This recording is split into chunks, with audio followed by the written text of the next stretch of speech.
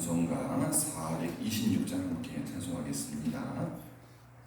이 죄인을 완전케 하시옵고 내 마음속에 영원히 거하소서. 눈보다 더욱 희어지게 곧 씻어서 정결케 하옵소서. 찬송가 426장 함께 찬송하겠습니다.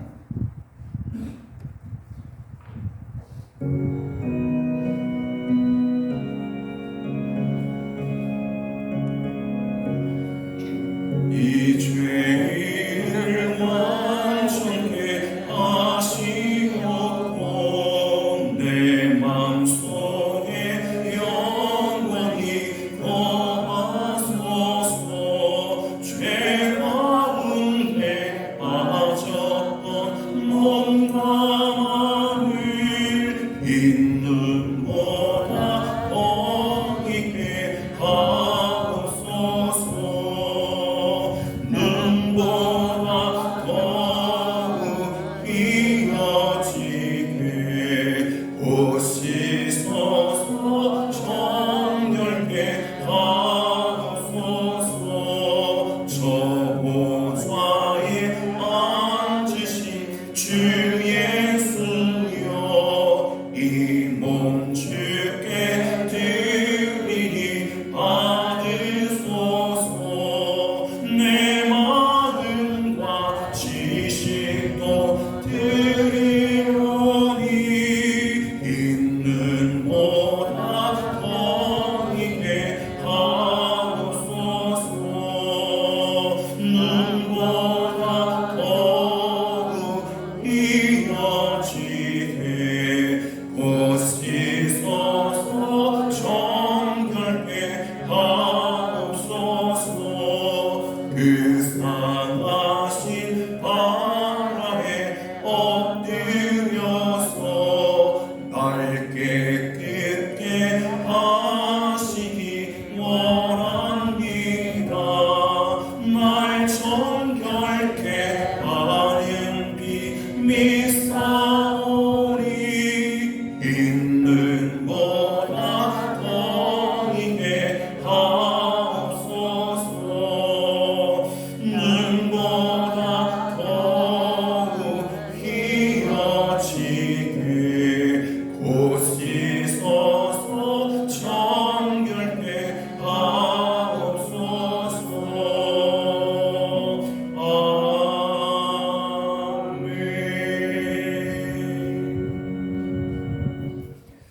오늘 새벽 허락하신 하나님 말씀 고린도후서 6장 14절부터 7장 1절까지 말씀입니다. 구약성경 292면에 있는 고린도후서 6장 14절부터 7장 1절까지 한 절씩 교독하겠습니다. 14절 말씀 제가 먼저 읽겠습니다.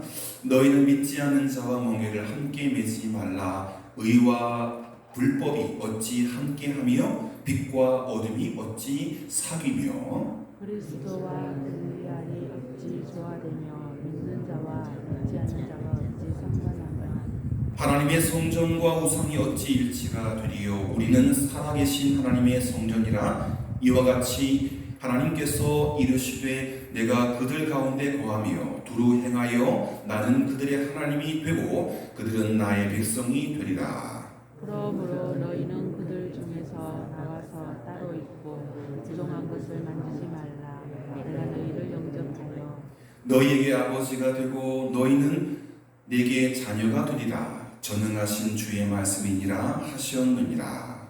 그런즉 사랑하는 자들아, 이 약속을 가진 우리는 하나님을 두려워하는 가운데서 거룩함을 온전히 이루어 육과 영의 온갖 더러운 것에서 자신을 깨끗하게 하자.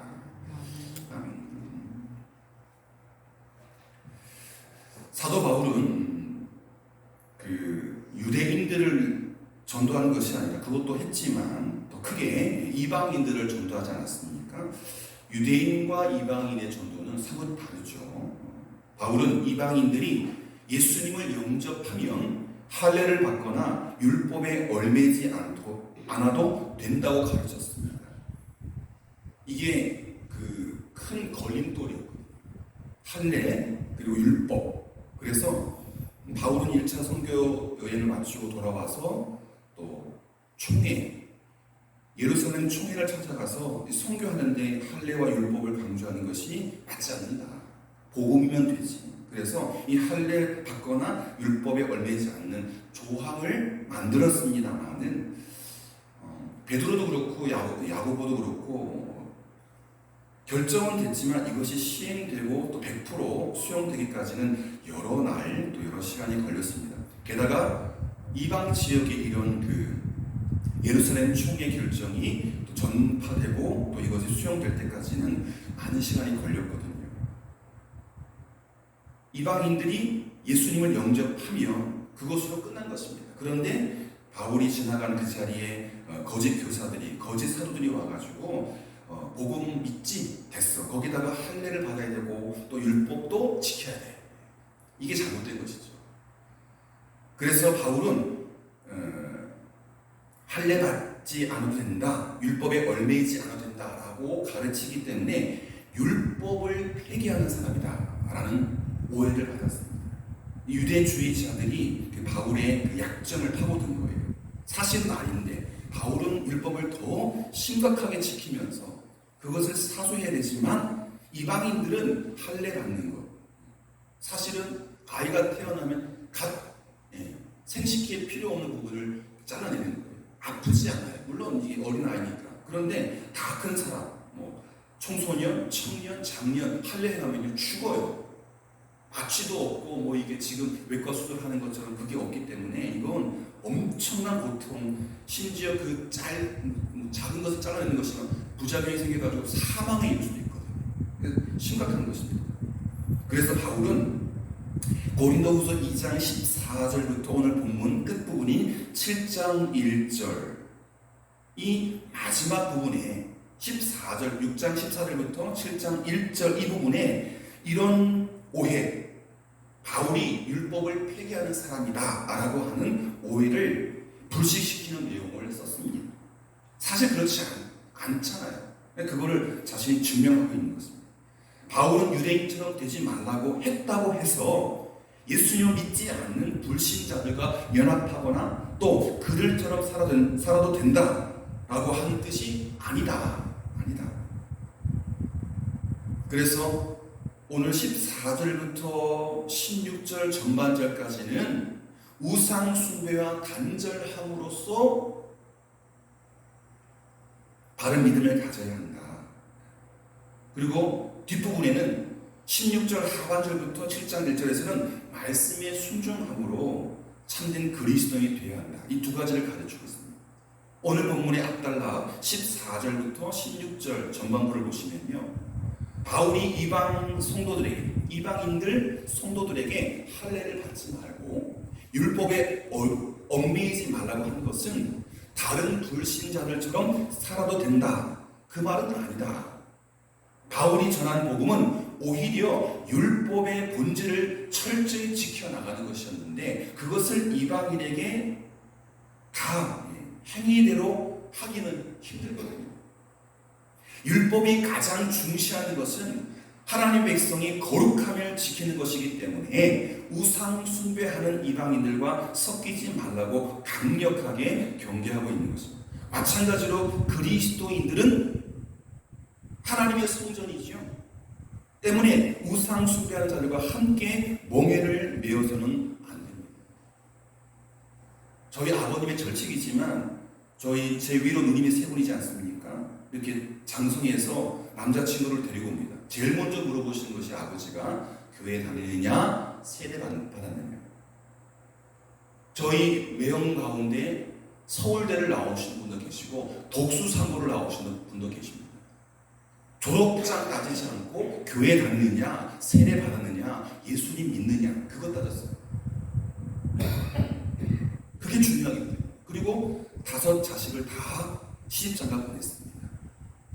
사위는 다 믿는 사람들에게, 또 며느님은 다 믿는 며느님에게. 목사였기 때문에 그게 철칙이었죠. 서울대 나왔느냐, 상고 나왔느냐, 고등학교 졸업하지 못해, 그것 따지는 게 아니라 믿느냐, 믿지 않느냐. 왜? 믿으면 하나님께서 이끄시니까. 반듯한 가장 될 수 있고 반듯한 어머니 될 수 있고 하니까 가장 중요한 것이 믿음이었던 것이죠. 그렇습니다. 그리스도인은 하나님의 성전이죠. 믿음의 사람이에요. 그렇기 때문에 하나님의 거룩한 성전이 우상 숭배하는 자들과 함께 멍에를 낼 수 없지 않습니다. 바울이 사역하던 당시 생각해 보십시오. 여러분, 조선시대의 백성들이 뭘 믿었을까요? 그 종교를 하기는 좀 그렇지만 유교를 믿었습니다.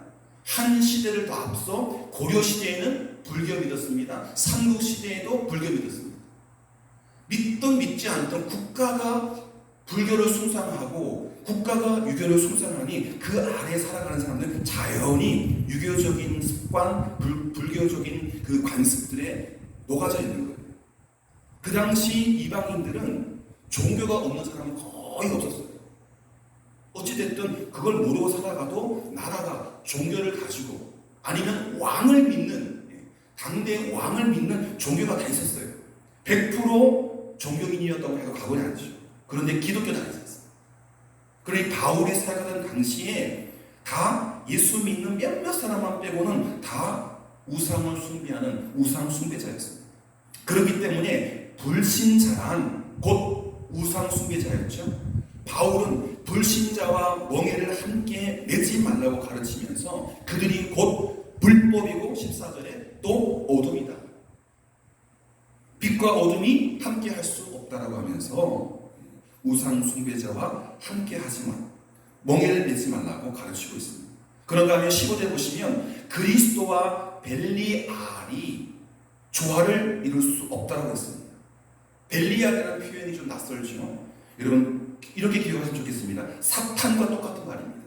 근데 벨리알이라는 말은 우리 구약 성경의 39권 아닙니까? 그런데 외경, 정경이고요. 정경 외에 조금 한 50% 말씀인 것 같기도 하고 아닌 것 같기도 한 외경이 있습니다. 그 외경 안에 이 벨리알이라는 말이 사탄이라는 말과 동의어로 굉장히 자주 등장합니다. 우리 성경에는 여기 한 번밖에 나오지 않지만 구약의 외경에 자주 등장하는 사탄과 같은 존재입니다. 사탄과 같지는 않아요. 사탄은 사탄이고 벨리알은 벨리알인데 이게 구약 성경 외경에 나오는 사탄과 동의어라고 보면 되십니다. 이렇게 하나님의 성전이 된 그리스도인은 우상을 숭배하는 자들과 같이 섞일 수 없다라고 선포하고 있는 것이죠. 여러분 이 말은 그리스도인들이 불신자들과 상종도 하지 말라, 만나지도 말고 말도 섞지 말라 그게 아니잖아요. 왜? 그리스도인은 불신자를 만나서 전도해야 되는데 만나지도 않고 교제도 하지 않고 어떻게 전도가 되겠습니까? 그러니 인생의 중요한 결정을 하는 순간에는 불신자들과 함께해서는 안 된다는 것을 분명히 하는 것입니다. 인생의 중요한 순간에는 불신자들과 함께하면 안 된다. 평소에 여러분 우리 믿는 사람들만 발산해서 할 수 있습니까? 믿지 않는 사람이 더 많은데요. 배도 같이 타야 되고 또 농사도 같이 지어야 되고 경로당에서 함께 어울려야 되는데 그렇잖아요. 우리만 똘똘 뭉친다 이거 돌 맞을 일이에요. 그러면 안 돼요. 그런데 인생의 중요한 결정을 하는 순간에는 불신자들과 함께해서는 안 된다. 여러분 어떤 사람들과 주로 친밀한 관계를 맺고 계십니까? 우리는 신앙 공동체 안에서 교제를 더욱 넓히기 위해서 노력을 다해 가야 하는 것입니다. 이제 16절 하반절부터 7장 1절 뒷부분을 볼 텐데요. 바울은 자신이 결코 율법에 반대하는 것이 아님을 확실히 보이려고 율법의 여러 부분, 구약 성경의 여러 부분을 인용하고 있습니다. 내 이 말씀을 다 지켰다. 너희들 이 말씀 아니? 구약에? 율법에? 나는 지켰어. 내가 율법 무시하는 거 아니야. 율법을 폐기하고자 하는 게 아니야. 라고 하는 것을 변증하고 있습니다. 16절 하반절을 보시면 바울은 이스라엘이 시내 산에서 하나님과 언약을 맺은 것과 마찬가지로 고린도 교회가 예수 그리스도의 십자가를 통해서 하나님과 언약을 맺은 언약 백성이 되었음을 선포하고 있습니다. 어제 다윗의 언약 배우지 않았습니까? 신약과 구약의 중요한 것이 약속입니다. 신약, 구약의 약이 뭡니까? 언약, 약속이잖아요. 손가락 걸고 도장 찍는 하나님과의 약속. 구약 시대에는 시내 산에서 하나님이 모세를 불러올리고 대표로 해서 언약 맺으시고 십계명을 보여주시고, 그런가 하면 신약 시대는 예수 그리스도의 십자가를 통해서 그 십자가를 믿고 예수를 믿는 이들에게 언약 백성이 되게 하는, 그 신약 시대의 그 언약이 우리 가운데 임해서 우리 또한 언약의 백성이 된 줄 믿습니다. 그 구약의 언약, 신약의 언약이 모두 우리에게 또 유효하고 또 흐르고 있는 줄 믿습니다. 고린도 교회 성도들이 언약의 백성이 되었기 때문에 그들이 불신자들과 함께 해서는 안 되고 부정한 것에 접촉해서는 안 된다는 것입니다. 죄를 지어서는 안 된다고 가르치고 있는 것입니다. 이사야서 52장 11절 말씀을 인용한 것, 그냥 막 설교 해석인 게 아니에요. 구약의 중요한 구절들을 딱 집어가면서, 율법이 주장하는 그것을 딱 집어가면서 이야기하고 있는 거예요. 이렇게 우상 숭배자들과 관계를 정리하고 죄를 멀리할 때에 성도들은 하나님을 아버지로 모시는 하나님의 자녀라는 지위를, 놀라운 지위를 얻을 수가 있다. 에스겔서 37장 27절, 그리고 사무엘하 7장 14절 말씀을 콕콕 집어가지고, 내가 구약을 무시하거나 또 율법을 폐기하는 게 아니다, 구약을 더 잘 지키고 있다. 그런데 나를 싫어하는 사람들이, 나를 모함하는 사람들이 그렇게 억지 거짓된 플레임을 씌우는 거니 이해해달라. 바울은요, 다른 유대인들보다 오히려 더 율법 준수를 강조하는 사람입니다. 바울이 누굽니까? 최고의 율법 교사의 수제자였어요. 네? 너무 그 열심히 지나친 나머지 교회를 핍박하고 또 교회 지도를 붙잡아가지고 재판 그리고 사형시키는 시대만의 사형 행전들이 있었잖아요. 율법을 강조했어요. 다만 바울은 유대인들처럼 외면적으로 겉으로만 지키는 척, 그게 아니다, 그렇게 해서는 거룩한 백성이 될 수 없다고 가르쳤는데, 바울의 대적자들이 그 가짜 프레임을 씌워가지고 떠밀어내야 그 자리에 자기가 들어가서 교회를 우지차지하면서 자신의 배를 채울 수 있으니까 바울을 희생양으로 만든 것입니다. 안타깝죠. 참 좋은 종인데 그 종이 가짜 종이다, 나쁜 종이다 라고 해서 바울의 사로권에 흠을 낸 것입니다. 바울은 유대인이 아닌 이방인들도 율법에 순종함으로써 7장 1절 결론 말씀입니다. 육과 영의 온갖 더러운 것에서 자신을 깨끗게 할 수 있다. 유대인들뿐만 아니라 이방인들도 율법에 순종함, 구약과 또 이제 쓰여지고 있는 신약, 그 율법에 순종함으로써 육과 영의 온갖 더러운 것을 깨끗하게 할 수 있다고 가르치고 있는 거죠. 사실 바울은 그 어떤 유대인들보다 율법에 순종했던, 철저히 지켰던 자예요.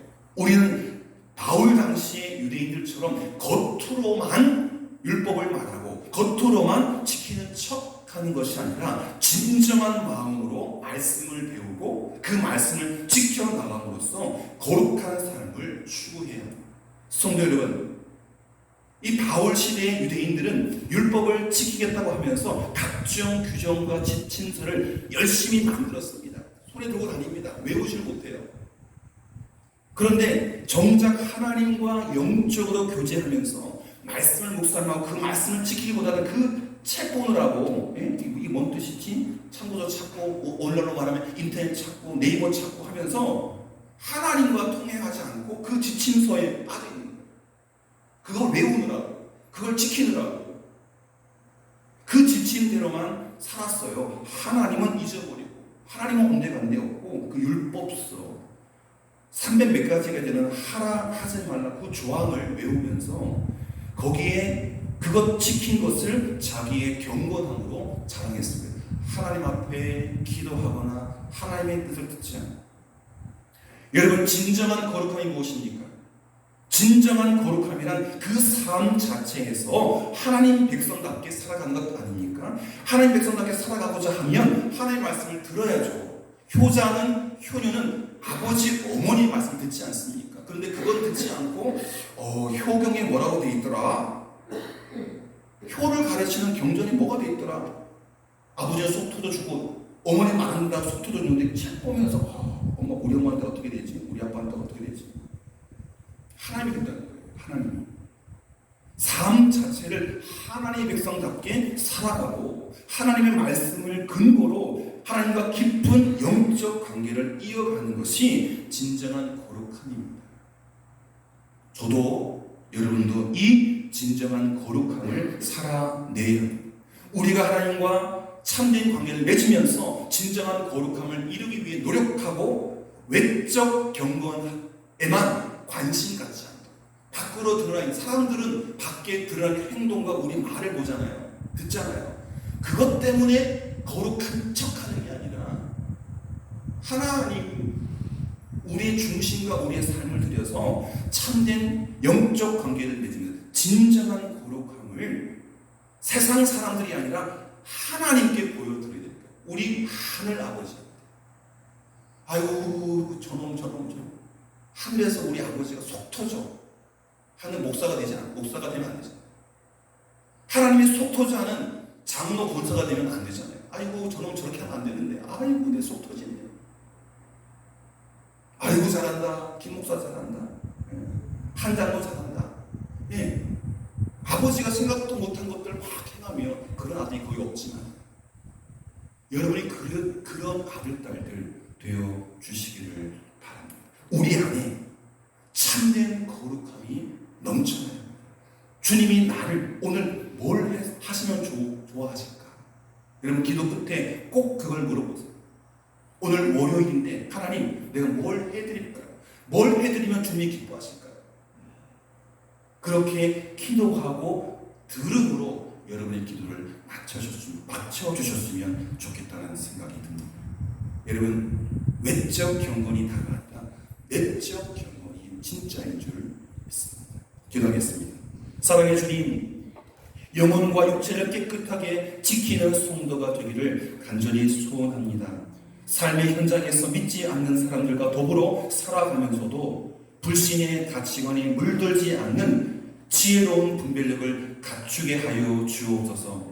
죄를 지은 사람은 사랑하되 죄는 미워하는 마음으로 거룩함을 추구하며 빛의 사명을 감당하는 발산교회 모든 성도님 되게 하여 주옵소서. 마음으로는 소원이로되 하나님 당신들의 일이 있어서 새벽바다를 헤치고 나간 우리 장로님들 또 집사님들 계십니다. 그 마음을 지켜주시고 그 배를 지켜주시고 그 생업의 현장에서 은혜를 거두고 기적을 거두는 주님의 아들 딸들 되게 하여 주옵소서. 예수님의 이름으로 기도드립니다. 아멘. 하늘에 계신 우리 아버지, 아버지의 이름을 거룩하게 하시며 아버지의 나라가 오게 하시며 아버지의 뜻이 하늘에서와 같이 땅에서도 이루어지게 하소서. 오늘 우리에게 일용할 양식을 주시고 우리가 우리에게 잘못한 사람을 용서하여 준 것 같이 우리 죄를 용서하여 주시고 우리를 시험에 빠지지 않게 하시고 악에서 구하소서. 나라와 권능과 영광이 영원히 아버지의 것입니다. 아멘. 오늘 월요일 새벽에 함께 붙잡고 기도할 큰 중보적 기도 제목 말씀드리겠습니다. 무더운 날씨에 최전방에서 나를 지키는 국군 장병들의 건강을 하나님께서 지켜주시고 이들이 국방의 의무를 담당하는 것에 대한 자부심과 긍지로 복무하게 하소서. 어제 예배 마치고 한 2시쯤인가요? 아이들 데리고 이렇게 시내로 가는데 산에서 완전 공장을 한 해병대 병사들 한 대여섯 분이 소대원들이 내려오시더라고요. 여러분 반팔 입고 가는데도 더워 죽겠는데 철모 쓰고 완전 군장하고 훈련받는 우리 장병들 얼마나 힘드시겠습니까? 55만 국군 장병들이 이 여름을 정말 건강하게 지낼 수 있도록 우리 아들 딸들이 아니더라도 대한의 아들 딸들이니 국군 장병들을 위해서 뜨거운 가슴으로 기도해 주시기를 바랍니다. 다 같이 기도하며 나아가겠습니다.